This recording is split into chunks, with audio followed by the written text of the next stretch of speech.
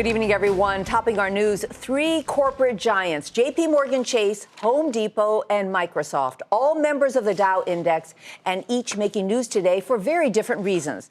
We begin with Microsoft and its shareholders meeting today. But it wasn't a typical shareholders meeting. This was the final one for Steve Ballmer, who steps down as CEO next year. And it marks the beginning of a historic management changeover at the legendary software company. As Microsoft's board narrows its search for a new leader, the company will soon end a 38-year stretch where only Ballmer and co-founder Bill Gates have led Microsoft. Josh Lipton takes a look back at Ballmer's legacy and a look ahead to who might be next in charge. It was a historic day at Microsoft's annual shareholder meeting, the last such meeting with Steve Ballmer as CEO. I'm confident that we have the right strategy in place. It's unclear who will replace Ballmer, who became CEO in January 2000. He grew the company by leaps and bounds, with revenue tripling to $78 billion during his tenure. But Ballmer also had his critics, who say he missed big tech trends like smartphones and social networking.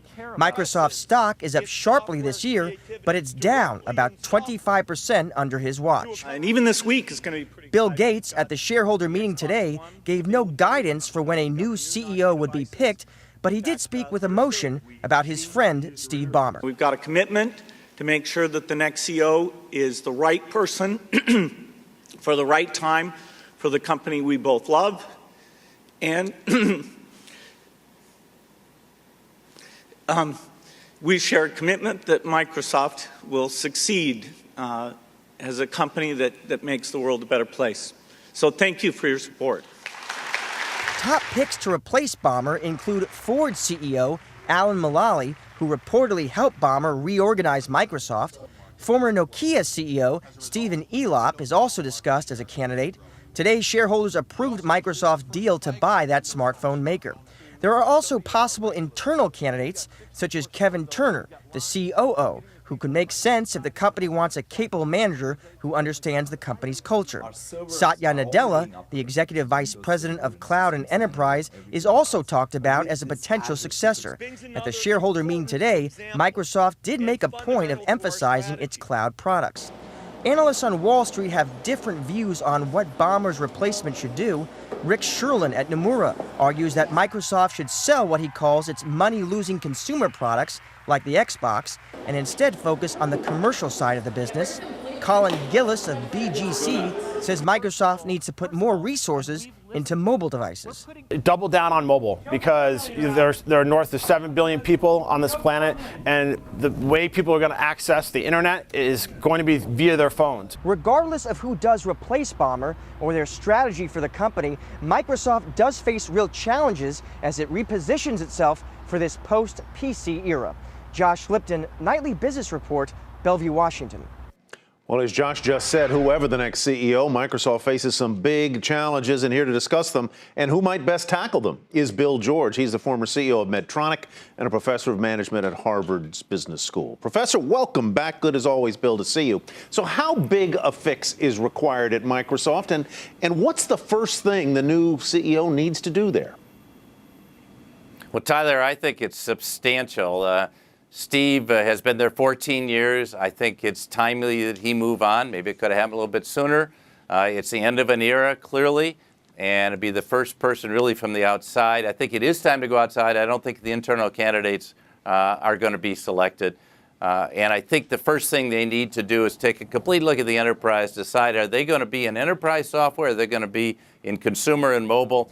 I would personally think they have to be a very broadly based company and really get into the game. They've missed out on so much of the game, so many opportunities, Tyler, and I think they need someone who's a visionary, can lead them where they want to go and where they need to go to be a full-up competitor in this business. Otherwise, with Windows and Office, that business could be at risk in the future, just like IBM's business was 20 years ago. So you say that the next CEO should be a visionary, Bill. What do you think of Alan Mulally of Ford? Is he the right man for the job? And I'm sure you have your own short list of candidates. Who do you think should be the next CEO? Well, first of all, I had my short list. My first choice was Sheryl Sandberg, and second choice was John Donahoe of eBay. It doesn't sound like it's going that way. I thought Cheryl would be terrific. I think Alan is arguably the best CEO in the United States today. What he's done at Ford is amazing. The job is not done. I hate to see him leave Ford, but he does live in Seattle. And I don't like the idea that some pundits have said he's going to be a caretaker CEO. They don't need that. They need someone to be there, and I hope that the board and Alan will make a commitment to do this for the long term. It's a long-term transformation. But I think Alan can do it. He is a visionary. He's a great team leader, and he will use his technical team very, very well. He's not so arrogant to think he knows all the answers. And so I think he would be a fantastic leader and probably would have Bill's confidence. I think Bill will probably be more involved going forward, and I think the leader needs to have that level of confidence and to bring people together. It's way too political in the same way Ford was when Alan went in, and I think Alan won't tolerate that, and he will get the team together. He'll get the right people on the bus, so to speak, and people that aren't will fade away. And you're talking, Bill, as though Mulally has the job. Would it shock you if he doesn't get it? I mean, you made the point very early on. First thing you said was it needs to be an outsider. They've had only 2 leaders in their whole lifetime, and both were really there at the inception of the company. Yeah, and frankly, Tyler, if you want to do a transformation, you need to go to the outside. I'm a great believer in the inside. I'm disappointed there are no inside candidates. I think shame on the whole team there for not grooming people. Elop is kind of an inside-outsider, but I'm not sure whether he can pull it off. I would say Mulally has the strength to pull it off in spite of not being a techie and having to pair up with techies. That's why I think Bill would probably be more involved in some of the visionary work. No, he doesn't have the job for sure, but he hadn't turned it down yet either. Real quickly, we just have half a minute left. Look forward like 5-10 years. What will Microsoft be like in your crystal ball? Well, they'll either be an enterprise company that's just focusing on the business B2B, and they'll be in a state of decline, or they'll be a very innovative company that's going after all aspects, everything they've missed, and trying to get in the game with Apple and Google into the device game, and particularly into the mobile game as well. They've got to be there, and they've got to put their stamp on it. They've got to get innovative. They've got to get ahead of the game. They always come in right now a day late and a dollar short. And that's not good, like they did with Bing and some of these other things. And I think they've got to move forward aggressively and turn their talent loose on where they need to go. And so I'm hopeful this will be a major transformation for the good, because they're a great American enterprise, and we need them to do well globally. Right. Bill George, thank you very much. Always great to see you. Bill is a former CEO of Medtronic and a professor at Harvard's Business School.